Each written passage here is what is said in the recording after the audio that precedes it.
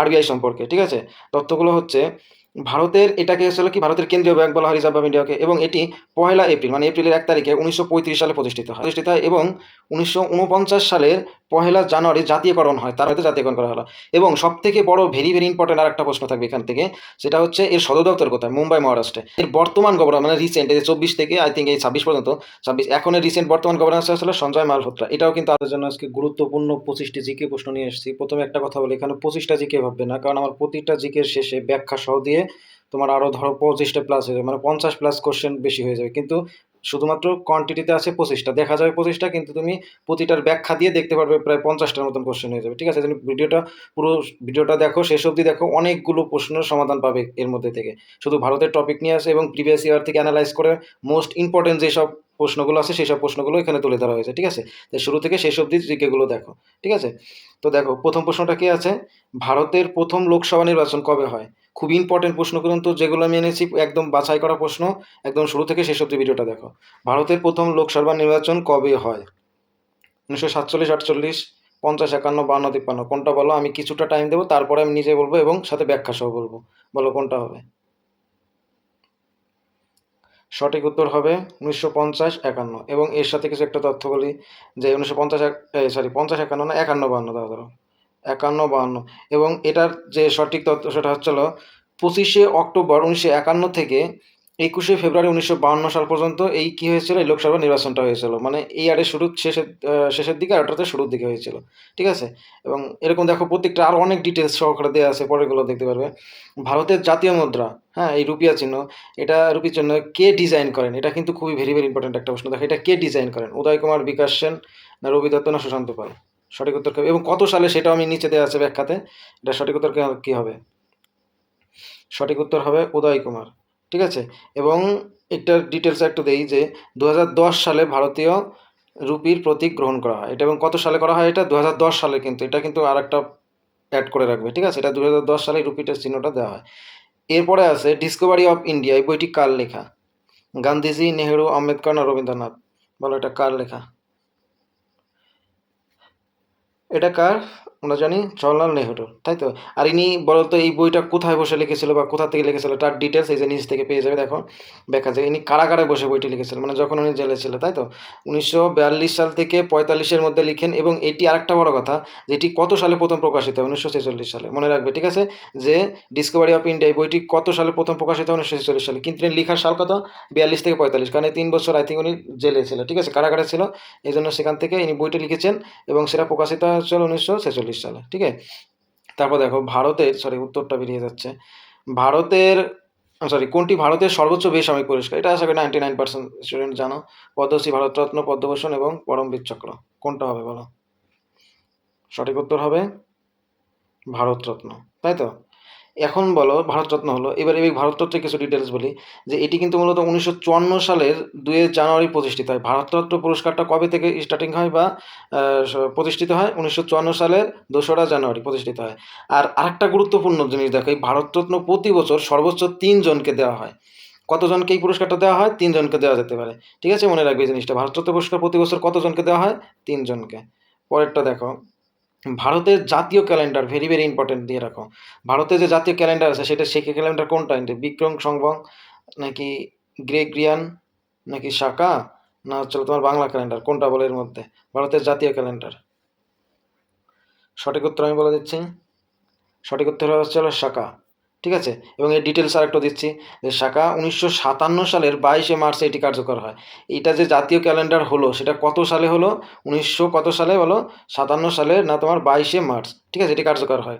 কোনটা বলো? শাকা, মনে থাকে জানো, এটা কিন্তু ইম্পর্টেন্ট প্রশ্ন। পরেরটা দেখো, ভারতের প্রথম মহিলা গভর্নরকে, সব কিন্তু ইন্ডিয়ার তথ্য নিয়ে দেওয়া আছে, ভারতের তথ্য নিয়ে দেওয়া আছে, খুব ইম্পর্টেন্ট কটা প্রশ্ন আছে, প্রশ্নগুলো দেখে নাও শেষ অবধি। ভারতের প্রথম মহিলা গভর্নরকে বলো, প্রথম, তিনি কিন্তু মানে ধরতে পারো তুমি স্বাধীন ভারতে। সেটা হচ্ছিল কি? সরোজিনী নাইডু, ইন্দিরা গান্ধী, প্রতিভা পাটেল, নাকি সুষমা স্বরাজ? গভর্নর বলছি কিন্তু আমি। সঠিক উত্তর কী হবে বলো? সরোজিনী নাইডু। এবং আরেকটা ডিটেলস বলি, যে ইনি কিন্তু তখন সে প্রথমে উত্তরপ্রদেশের গভর্নর ছিলেন, ঠিক আছে, মনে থাকে যেন, এটা প্রথম মহিলা গভর্নর। এরপরে আসে এই একটা ভিটামিন চলে এসছে, আসা যাক আসুক। বলো ভিটামিন সি এর অভাবে কোন রোগ হয় এর মধ্যে? রিকেটস, স্কারবি, বেরি বেরি বেরি বেরি, তো ভিটামিন বি বারণ আই থিঙ্ক। তো আর কোনটা হবে বলো? ভিটামিন সি এর অভাবে। সঠিক উত্তর কী হবে? মিলিয়ে নাও, ঠিক আছে, আমি বলে দিচ্ছি, মিলিয়ে নাও কার কী অপশন হলো। সঠিক উত্তর হবে স্কারভি, ঠিক আছে। এটা আসলে কিসের? ভিটামিন বি সি ডিজেস আসলে হয়, সি এর অভাবে স্কারভি হয়। এটার বেশি ডিটেলস দেয় না, আর বাকিগুলো দেখো শেষ অবধি দেখো, শেষে কিন্তু গুরুত্বপূর্ণ কয়েকটা প্রশ্ন আছে এবং অতিরিক্ত অনেক ডিটেলস দেওয়া আছে, ঠিক আছে, একদম শেষ অবধি দেখো। আরে উত্তরটা বেরিয়ে যাচ্ছিল। দেখো ভারতের প্রথম উপরাষ্ট্রপতি কে? খুবই ভেরি ভেরি ইম্পর্টেন্ট প্রশ্ন, অনেক পরীক্ষাতে এসছে, ঠিক আছে, অনেক ভালো ভালো পরীক্ষাতে এসছে। ভারতের প্রথম উপরাষ্ট্রপতি কে? রাধাকিষাণ, জাকির হোসেন নেহরু, রাজেন্দ্র প্রসাদ, কে হবে বলো? সর্বপল্লী রাধাকিষাণ, তাই তো, যার জন্য আমাদের কি হয়, শিক্ষক দিবস পালন করা হয়। তো এইবার দেখো আর ও হ্যাঁ, একটু ডিটেলস বলি যে ডক্টর কালাম তিনি 1952 থেকে 62 সাল পর্যন্ত দুইবার পর পর দায়িত্ব পালন করেন। কিসের দায়িত্বপ্রতি? উপরাষ্ট্রপতির দায়িত্ব পালন করেন। কথাটা মনে রাখবে যে ডক্টর সর্বপল্লী রাধাকৃষ্ণন উনি কী করেন? 1952 থেকে, দেখো 52 থেকে 62, কত বছর? 10 বছর না, তার মানে 5 বছর করে দুবার দায়িত্ব পালন করেছেন, ঠিক আছে। এরপরে কি আছে দেখো, জনগণমন জনগণমন প্রথম কোথায় গাওয়া হয়? এটা আশা করি সবাই জানে, এটা অত ডিটেলস দেওয়া যাবে না, তাও জাস্ট বলে দিচ্ছি। কোথায় বলো? জনগণমন এই গানটা প্রথম প্রথম কোথায় গাওয়া হয়? কলকাতায়, ঠিক আছে। এবং এটা কিসের জন্য এটা গাওয়া হয় বলো তো? 1911 সালে আইএনসি মতলব হচ্ছিল ইন্ডিয়ান ন্যাশনাল কংগ্রেস, আইএনসি হচ্ছিল ইন্ডিয়ান ন্যাশনাল কংগ্রেস অধিবেশন, একটা ন্যাশনাল কংগ্রেস অধিবেশন চলছিল, তখন সেটা প্রথম কলকাতাতে এই জনগণমন এই গানটা প্রথম হচ্ছিল কি গাওয়া হয়, বুঝতে পারলে। পরেরটা দেখো, ভারতের বৃহত্তম মরুভূমি কোনটি? ভারতের কিন্তু বলেছি আমি, এশিয়ারও না, না ওয়ার্ল্ডের। ভারতের বৃহত্তম মরুভূমি কোনটি? গোবি, সাহারা, থর, কালাহারি। অনেকের কাছে ইজি মনে হবে, কিন্তু অনেকের কাছে এগুলোই ইউনিক ইউনিক বা নতুন কিছু মনে হতে পারে। সঠিক উত্তর কী হবে বলো? থর মরুভূমি, তাই তো, ভারতের সব থেকে বৃহত্তম। আর একটা ডিটেলস বলে, এটা কিন্তু এশিয়ারও তৃতীয় আই থিঙ্ক আছে।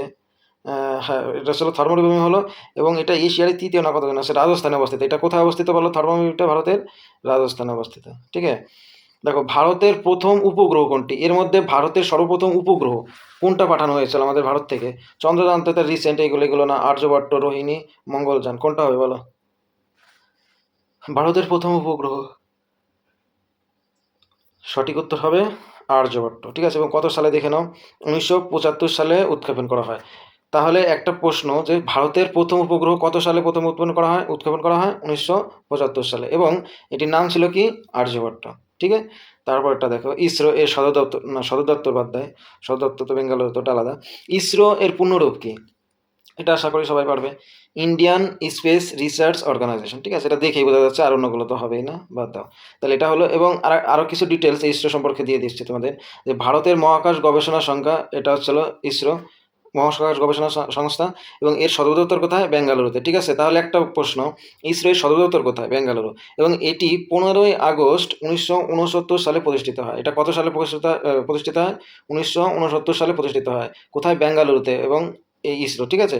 এবং আর সব থেকে বড় যে কথাটা, সেটা হচ্ছে এটার প্রতিষ্ঠাতাকে ডক্টর বিক্রম সারাভাই, মনে রাখবে এটা, ইসরোর প্রতিষ্ঠাতাকে, সেই অনুযায়ী কিন্তু ওখানে নামকরণ করা হয়েছিল। তাহলে ডক্টর বিক্রম সারাভাই হচ্ছিল কি? ইসরোর প্রতিষ্ঠাতা, ঠিক আছে। তারপরে দেখো, ভারতের জাতীয় সঙ্গীত গাইতে কত সময় লাগে? এটা টাইম নষ্ট করলাম না, প্রশ্নটা ইম্পর্টেন্ট ছিল তাই নিয়ে এসলাম। কত সেকেন্ড? 52 সেকেন্ড, তাই তো। পুরো সম্পূর্ণ গানটা গাইতে কত সেকেন্ড লাগে? 52 সেকেন্ড। পরেরটা দেখো, জয় হিন্দ স্লোগানটা কে দিয়েছিলেন বলো? এটার কিন্তু অনেক হিস্ট্রি আছে, হিস্ট্রিগুলো আমি একটু পরে বলবো, কিন্তু তুমি আগে এটা বলো, জয় হিন্দ স্লোগানটি কে দিয়েছিলেন? উত্তরটা আই থিঙ্ক দেখা যাচ্ছে, দেখো এটা দিয়েছিলেন কে? সুভাষচন্দ্র বসু, তাই তো। কিন্তু এর হিস্ট্রিটা যেটা বলতে চাচ্ছি, যে আসলে এটা জয় হিন্দ স্লোগানটা সুভাষচন্দ্র বসু দিয়েছিল, ঠিক আছে, কিন্তু এটা কিন্তু তোমার যে স্রষ্টা, মানে জয় হিন্দ স্রষ্টা, সেটা কিন্তু ওই সুভাষচন্দ্র বসু দেন, স্রষ্টা সৃষ্টি করেননি। তবে কি হয়েছে, তবে এই স্লোগানটি স্রষ্টা ছিলেন কে? আজাদ হিন্দ ফৌজের মেজর। আজাদ হিন্দ যে ফৌজ হয়েছিল, সেই ফৌজটার মেজর হচ্ছিল কি? আবিদ হাসান সাফরানি। তারপরে তাহলে মূলত যদি প্রশ্নটা এরকম হতো, যে জয় হিন্দ স্লোগানটির স্রষ্টাকে, অনেকে কি করে দিত? সুভাষচন্দ্র বসু দিত, কিন্তু মূলত স্রষ্টা কিন্তু সুভাষচন্দ্র বসু না, উনি স্লোগানটা দিয়েছিলেন সুভাষচন্দ্র বসু, ঠিক আছে। তাহলে মনে রাখবে যে আজাদ হিন্দ ফৌজের মেজরকে আবিদ হাসান সাফরানি, উনি হচ্ছিল এই স্রষ্টা। এবং জয় হিন্দুস্তান কি, এই শব্দটা থেকে, এইটা থেকে সংক্ষেপে কি বলা হয়েছে? জয় হিন্দ, ঠিক আছে। জয় হিন্দুস্তান কি, তাহলে এটা একটা প্রশ্ন, যে জয় হিন্দ শব্দটা কোথা থেকে এসেছে, বা কোন শব্দ থেকে এসেছে? জয় হিন্দুস্তান কি, ঠিক আছে। খুবই গুরুত্বপূর্ণ প্রশ্ন, দেখে নাও।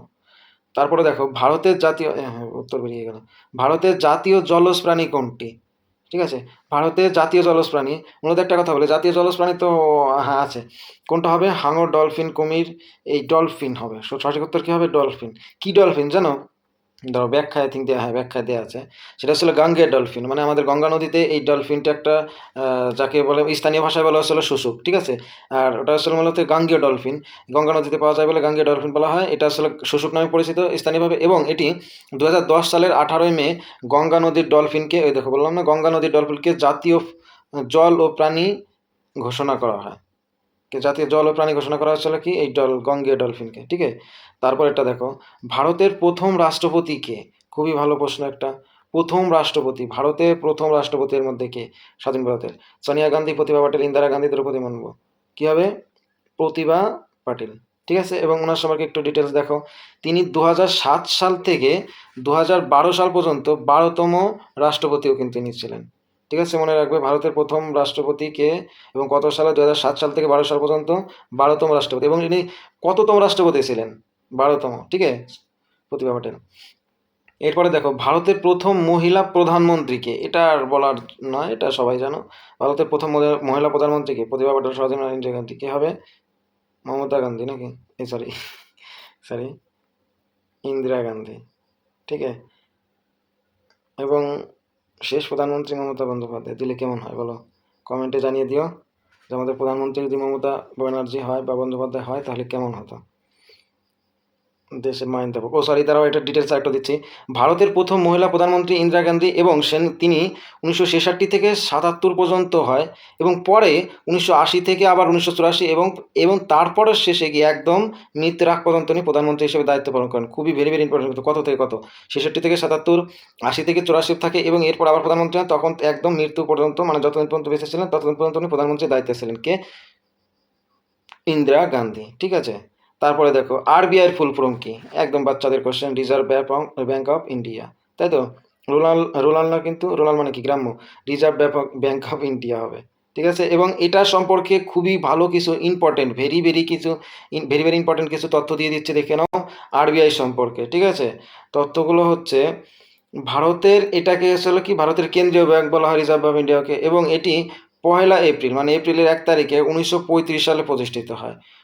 কথাটা শুনে দেখো, 1935 সালের 1 এপ্রিল প্রতিষ্ঠিত হয়, এবং 1949 সালের 1 জানুয়ারি জাতীয়করণ হয়। তার মানে জাতীয়করণ এবং প্রতিষ্ঠিত ব্যাপারটা কিন্তু আলাদা। মূলত প্রতিষ্ঠিত হয় 1 এপ্রিল 1935, কিন্তু এটাকে জাতীয়করণ আকারে করা হয় কত? 49 সালে। তার মানে তোমার 9 আর দিকে 4, 14 বছর পরে কিন্তু 1 জানুয়ারিতে জাতীয়করণ করা হলো। এবং সব থেকে বড় ভেরি ভেরি ইম্পর্টেন্ট আর একটা প্রশ্ন থাকবে এখান থেকে, সেটা হচ্ছে এর সদর দপ্তর কোথায়? মুম্বাই, মহারাষ্ট্রে। তাহলে বলো, রিজার্ভ ব্যাংক অফ ইন্ডিয়া বা আরবিআই এর সদর দপ্তর কোথায়? মুম্বাই, মহারাষ্ট্র। এবং এর বর্তমান গভর্নর, মানে রিসেন্ট, এই যে 24 থেকে আই থিঙ্ক এই 26 পর্যন্ত, 26 এখনের রিসেন্ট বর্তমান গভর্নর আসলে সঞ্জয় মালহোত্রা। এটাও কিন্তু আরও ভেরি ভেরি ইম্পর্টেন্ট, দেখে নাও, ঠিক আছে। একটা প্রশ্নের মধ্যে দেখো কতগুলো অ্যান্সার করে দিচ্ছে, ঠিক আছে। কতগুলো অপশন পেলে, কত সালে প্রতিষ্ঠিত হলো, এর জাতীয়করণ করা হয় কত, এবং এর সদর দপ্তর কোথায়, এবং বর্তমান গভর্নর কে আছে? সঞ্জয় মালহোত্রা। মনে থাকবে বর্তমান গভর্নর, এটা কিন্তু ইম্পর্টেন্ট প্রশ্ন, যে আরবিআই এর বর্তমান গভর্নরকে। এরপরে বলো, ইউএনও এর সদর দপ্তর কোথায়? ভেরি ভেরি ইম্পর্টেন্ট প্রশ্ন একটা, অনেক পরীক্ষাতে এসছে। ইউএনও এর সদর দপ্তর কোথায়? জেনেভা, প্যারিস, নিউ ইয়র্ক না লন্ডন? সঠিক উত্তর হবে নিউ ইয়র্ক। এটা সম্পর্কে কিছু তথ্য জেনে নাও। নিউ ইয়র্ক সিটি, মার্কিন যুক্তরাষ্ট্রের নিউ ইয়র্ক সিটিতে, এটা 1946 সালে এর সদর দপ্তর আনুষ্ঠানিকভাবে স্থানান্তরিত হয়, ঠিক আছে। কত সালে? 1946 সালে এটার সদর দপ্তর নিউ ইয়র্কে। এরপরে দেখো, ভারতের জাতীয় খেলা কোনটি? এটা আসলে অনেকেই জানো, কিন্তু একটা কথা বলি, মূলত আমাদের ভারতের জাতীয় কোনো খেলা নেই কিন্তু, ঠিক আছে।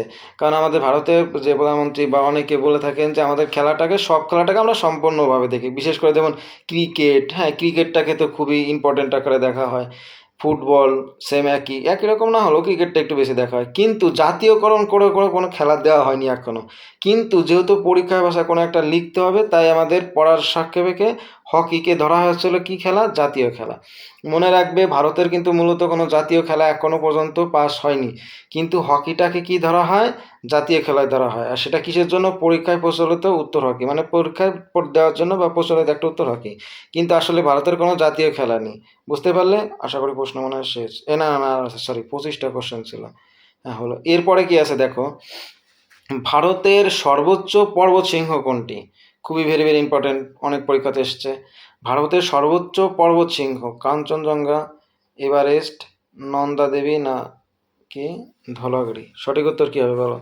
সর্বোচ্চ কিন্তু সঠিক উত্তর হবে কাঞ্চনজঙ্ঘা। এর ডিটেলস কিছু জেনে নাও যে কাঞ্চনজঙ্ঘা এটি বিশ্বের তৃতীয় সর্বোচ্চ পৃষ্ঠ। আচ্ছা, একটু আগে যে একটা ওয়ার্ল্ডের থার্ড বললাম সেটা মূলত এই কাঞ্চনজঙ্ঘায় হবে। ঠিক আছে, দেখো এটা ভারতের সর্বোচ্চ পর্বতশৃঙ্গ কোনটি হবে তাহলে?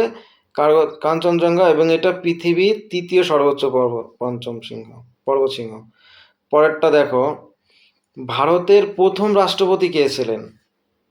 ভারতের প্রথম রাষ্ট্রপতি, স্বাধীন ভারতের প্রথম রাষ্ট্রপতি, না স্বাধীন ভারতের না, সরি এটা ভারতেরই প্রথম রাষ্ট্রপতি, হ্যাঁ স্বাধীন ভারতের সরি। কে ছিল? ডক্টর রাজেন্দ্র প্রসাদ, জওহরলাল নেহরু, সর্দার প্যাটেল, বল্লভভাই প্যাটেল হবে, বি আর আম্বেদকর। কী হবে বলো? সঠিক উত্তর হবে ডক্টর রাজেন্দ্র প্রসাদ। কিছু ডিটেলস জেনে নিই। তিনি 1950 থেকে 62 স্বাধীন ভারতের প্রথম রাষ্ট্রপতি। তাহলে মনে রাখো, স্বাধীন ভারতের প্রথম রাষ্ট্রপতি কে ছিল? রাজেন্দ্র প্রসাদ। ঠিক আছে, এটা সবাই জানো, বেশি ডিটেলস বললাম না। এই যে একটা ইম্পর্টেন্ট প্রশ্ন, ভেরি ভেরি ইম্পর্টেন্ট, দিয়ে রাখো। সারে জাহাজে আচ্ছা গানটি কে লিখেছেন বলো? গানটি কে লিখেছেন? কোথায়? এই যে হ্যাঁ, রবীন্দ্রনাথ টেগোর, মোহাম্মদ ইকবাল, কাজী নজরুল ইসলাম না বঙ্কিমচন্দ্র? সারে জাহাজে আচ্ছা এটা মূলত লিখেছেন মোহাম্মদ ইকবাল। ঠিক আছে, এইখান এর কিছু ডিটেলস আমি দিয়ে নিচ্ছি যে মোহাম্মদ ইকবাল ব্যাখ্যা করে 16ই আগস্ট 1904 সালে প্রথম এটা হয়। এটা কিন্তু তোমার স্বাধীনের মানে অনেক আগে, তখন তখন এটা কত সালে? 16ই আগস্ট 1904 সালে প্রথম প্রকাশ করা হয় ইত্তেহাদ সাপ্তাহিক জার্নালে। একটা সাপ্তাহিক পত্রিকা ছিল, সেই পত্রিকায় প্রথমে এই গানটা প্রকাশিত হয়। এটির মূল নাম ছিল তারানা ই হিন্দ। এটা মনে রাখবে যে এই গানটার মূল নাম ছিল কি? সারে জাহাজটা এটা ছিল কি? তারানা ই হিন্দ। ঠিক আছে, এটা আরও কিছু ডিটেলস আছে, এটা আই থিঙ্ক উর্দু ভাষায় ছিল নাকি এরকম কিছু একটা ডিটেলস আছে। আচ্ছা পরেরটা দেখো, ভারতের প্রথম মহিলা আইপিএস অফিসারকে? ভেরি ভেরি ইম্পর্টেন্ট, অনেক পরীক্ষাতে এএলপি থেকে বলো করো, রেলের অনেক পরীক্ষাতে এটা এসছে। ঠিক আছে, বেঙ্গল পুলিশে এসছে।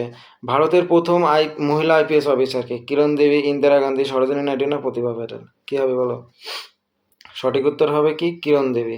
হ্যাঁ, এবং এর ডিটেলস সম্পর্কে আর কিছু বলছি আমি, দেখো ডিটেলস হচ্ছে কোথায় কিরণ দেবী, তিনি 1972 সালে পুলিশ সার্ভিসে মানে এই হ্যাঁ পুলিশ সার্ভিসে যোগদান করেন, এবং তিনি একজন প্রাক্তন টেনিস খেলোয়াড় ছিলেন। তার মানে আর একটা ডিটেলস জেনে নাও যে যিনি আইপিএস অফিসার ছিলেন ইন্ডিয়ান পুলিশ সার্ভিস, তিনি কিন্তু একজন প্রাক্তন টেনিস খেলোয়াড় ছিলেন, এবং তিনিই ছিলেন প্রথম ভারতের মহিলা আইপিএস অফিসার। ঠিক আছে, এবং আজকের শেষ প্রশ্ন খুবই ইম্পর্টেন্ট প্রশ্ন, এবং এটার অনেকটা ডিটেলস দেওয়া আছে, ডিটেলসগুলো থেকে অনেকগুলো প্রশ্ন পাবে। দেখো, স্বচ্ছ ভারত অভিযান রিসেন্ট না, এটা রিসেন্টই বলতে পারো, এটা কবে থেকে চালু হয়? শুরু হয় কত থেকে? তোমাদের একটা হিন্টস দিয়ে দিই, যবে থেকে আমাদের নরেন্দ্র মোদী প্রধানমন্ত্রী হয়েছিলেন তবে থেকে। সেটা কত সালে? 2014 সাল থেকে। ঠিক আছে, 2014 সাল থেকে দ্বিতীয়বার না প্রথমবারের জন্য হলো, তখন থেকে হলো কি এই স্বচ্ছ ভারত অভিযান চালু, এবং কিসের জন্য একটা ফ্যাক্ট আছে, এটার অনেকগুলো ডিটেলস আমি বলে দিচ্ছি। যে স্বচ্ছ ভারত অভিযান চালু হয় 2014 সাল থেকে, এবং এটি 2 অক্টোবর 2014 সালে অভিযান শুরু হয়। এটি নরেন্দ্র মোদী কর্তৃক দিল্লি রাজঘাটে অভিযান সূচনা করা হয়। এবং এটির উদ্দেশ্যটা কী ছিল বলো? এই যে স্বচ্ছ ভারত অভিযান, এটার উদ্দেশ্যটা কী ছিল? উদ্দেশ্য ছিল মহাত্মা গান্ধীর 150তম জন্মবার্ষিকী উপলক্ষে। হ্যাঁ, আর সেটা 150তম জন্মবার্ষিকীর কত সালে থাকার কথা ছিল? 2 অক্টোবর 2019 সালে। এখন একটা কথা, তাহলে 150তম জন্ম, তাহলে ওখান থেকে তৈরি হচ্ছিল যে আমি 5 বছরের মধ্যে 2 অক্টোবর থেকে তোমার 2019-এ 150তম জন্মদিন হবে। এই 5 বছরের মধ্যে স্বচ্ছ ভারতটা পরিষ্কার করে ফেললো, মানে ক্লিয়ার, স্বচ্ছ ভারতের যে অভিযানটা ছিল সেটা কমপ্লিট করে তারপরে তার জন্মদিন উপলক্ষে এই স্বচ্ছ ভারত অভিযানটা যেন কমপ্লিট হয়, সেই জন্য 2014 সালে এটা মূলত শুরু করা হয়। ঠিক আছে, এবং এটা শেষ ছিল 2019 সালে। এটি স্বচ্ছ ভারত পরীক্ষা গড়ে তোলা। ঠিক আছে, স্বচ্ছ পরিষ্কার ভারত গড়ে তোলা। থ্যাংক ইউ সো মাচ ফুল ভিডিওটা দেখার জন্য। ভিডিওটা ভালো লাগলে লাইক, কমেন্ট এবং শেয়ার করে দিও, বিশেষ করে কমেন্ট করে দিও আর লাইক করে দিও। ঠিক আছে, থ্যাংক ইউ। এবং রোজ ভিডিও পাওয়ার জন্য আমাদের চ্যানেলটা সাবস্ক্রাইব করে রেখো। আর ম্যাথের জন্য জানোই তো বেস্ট ম্যাথ আমি করাই এবং বেস্ট ট্রিক দিয়ে করাই। তো ঠিক আছে, তো যারা ম্যাথের শর্ট ট্রিকে ম্যাথ শিখতে চাও বেসিক সহ, তারা চ্যানেলটাকে সাবস্ক্রাইব করে রেখে দিও। ঠিক আছে, থ্যাংক ইউ সো মাচ ফুল ভিডিওটা দেখার জন্য।